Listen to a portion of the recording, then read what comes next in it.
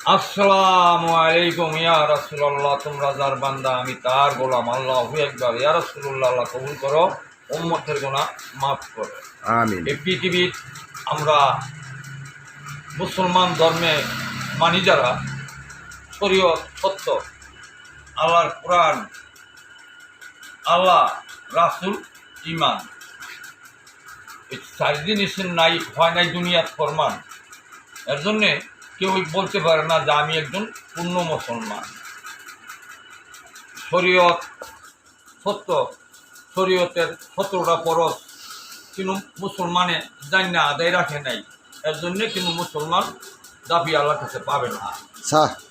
কারণ কোরআনে আছে 1 সেজদার নামাজ, আমরা ফজরে পড়ি 2 সেজদার নামাজ, মাগরিবে পড়ি 3 ফরজের নামাজ, জোহরে পড়ি 4 ফরজ, আসরে পড়ি 4 ফরজ, এশারে পড়ি 4 ফরজ, ওযু গোসল 7 ফরজ, আর আহকাম 13 ফরজ, 5 ওয়াক্ত নামাজের 17 ফরজ।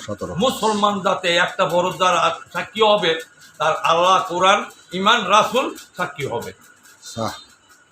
এর জন্যে মুসলমান ধর্মের মধ্যে কিনো রাষ্ট্রে কিনো জনের কাছেই আমার দয়াল নবীর শাশ্বততা, জিন্দা সত্তা, ইসলাম কারো কাছে প্রমাণ নাই।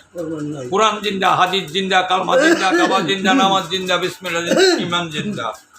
তরিকত দুনিয়ায় জোড়া তরিক মানে তরিকতের ভানা কি, তরিকতের দাবি কি, তরিকতের মালিক কি জানা নাই।